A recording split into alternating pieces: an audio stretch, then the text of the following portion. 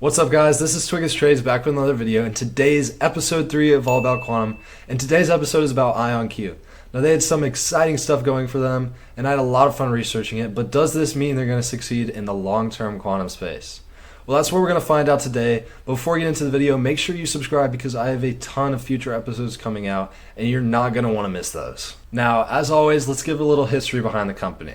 IonQ was founded in 2015 by Christopher Monroe and Jun-Sang Kim. The company focuses on trapped ion quantum computing, a method that uses ions to store and process information. In 2019, they built some of the first commercially available trapped ion quantum computers and became the first company to make its systems available on the cloud through AWS Bracket, Microsoft Azure Quantum, and Google Cloud. Now, you might be asking yourself, what is a trapped ion system?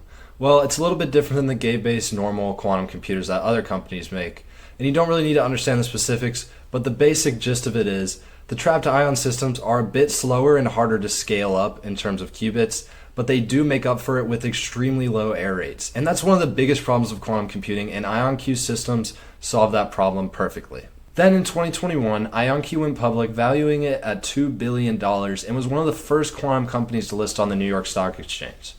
Since then, they've been working on scaling their architecture and are aiming for their systems to be ready for mass market use by the late 2020s. Now let's talk about management. And this is important because most of the revenues for companies like these come from government contracts and grants, and having those connections on your management can make a huge difference. First, we have the CEO, Niccolo De Masi. He was a technology investor, and he has an extensive background in finance. He also sold his game developing company to EA for $2.4 billion. Not a bad background for a CEO. Next, we have the president, Peter Chapman, who was a former exec for Amazon Prime and worked as a programmer in MIT's AI lab.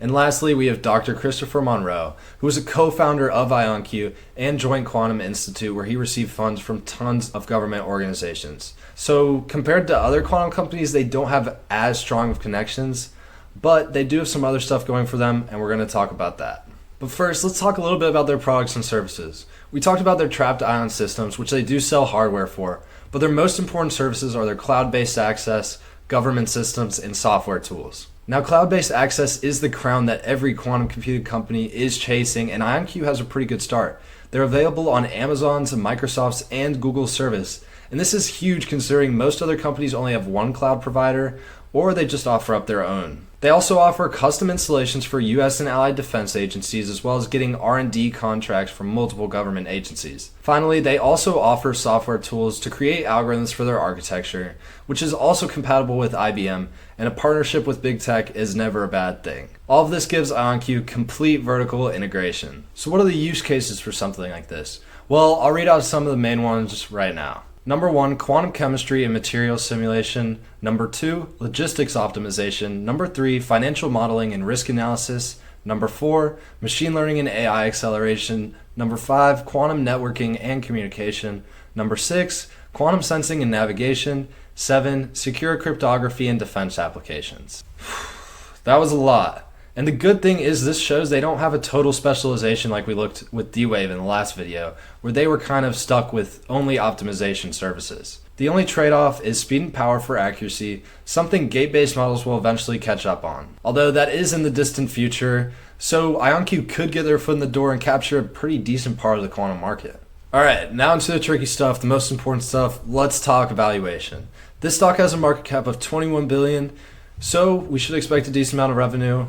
Well, like most other quantum stocks, that is not the case. They did $40 million in 2024. However, they did grow it by almost 200% to $110 million they're guiding for this year. Not too bad, but it's still a long way from where it needs to be at this valuation, because even if they did get at the high end of their guidance, their price to sales is still 190. To fill their current valuation, they would have to increase revenue by hundreds of percents in the coming years, which they have potential to do, but they also have to get positive operating income, which is hard to do as a quantum company currently. Now, there are also a couple of problems I found when coming across this stock. And first, remember that CEO with the finance background?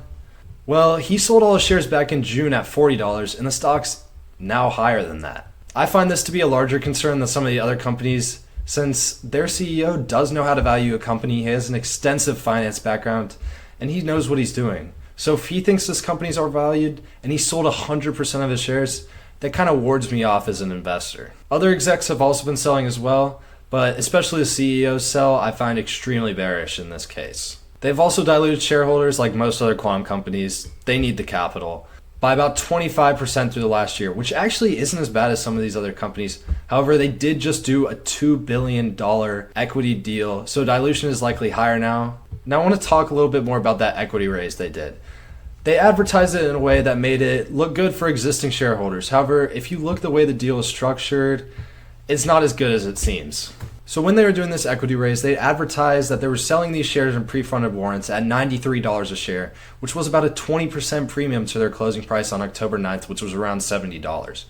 It sounds good to existing shareholders because those new shareholders coming in are taking a 20% haircut just to get in on this stock. Well, in order to sell those shares, they had to tag on 43 million warrants for free just to get those new shareholders to buy in. So if you want to do the math to find the true values of the shares, which I did, you got to subtract the shares by the value of the warrants. And there was some math involved, but basically it comes to a price of around $32.56 a share, which is a 56% discount to the closing price on October 9th. So definitely not as good as it seems. But if you want to see the math I did, you can check it out on my website under IonQ stock research. But basically this means they just gave away $1.3 billion in shareholder value. So in reality, it totally undermines current shareholders by a decent margin. Now, of course, this does help out their balance sheet a little bit, and you should see around $3 billion in cash when the next quarterly report comes out, which will last them a long time, but not forever, and I wouldn't be surprised to see more dilution in the future while the hype is still hot. Alright, what's my outlook for the stock? Well, to be quite honest, I do kind of like it. It's easily the best quantum stock I've reviewed so far, and it really does have real potential to take up a large part of the quantum market, while others work up to scale those regular gate-based models. However, given their finance-oriented CEO selling his whole position back in June for way less than the stock price is now, I'm going to have to give this stock a sell. Now, that's actually the best rating I've given so far in this series, and it really does have more potential than a lot of the other quantum stocks out there. However, they do still have those barriers of increasing revenues by hundreds of percents, improving those margins so they can actually become profitable. But keep an eye out for this one because if quantum does end up having a correction, this is going to be the first ones I'm going to look at, especially with that trapped ion system. I really like some things about it, but the valuation overall, it's just too high for me, and that CEO insider sell doesn't help either. And that's going to be all for episode 3 of All About Quantum, and I hope you learned something new. If you enjoyed this video, make sure to leave a like, and remember, I have a quantum winner coming out soon, so make sure you subscribe so you don't miss out on that episode. Make sure you guys check out my links in the description. There's also a link to my website as well, which has all my stock research, including my top picks. You might want to check those out. You can also reach out to me personally with anything, suggestions, comments. A stock suggestion would be great as well. Thank you guys for watching, and I'll see you guys in the next one.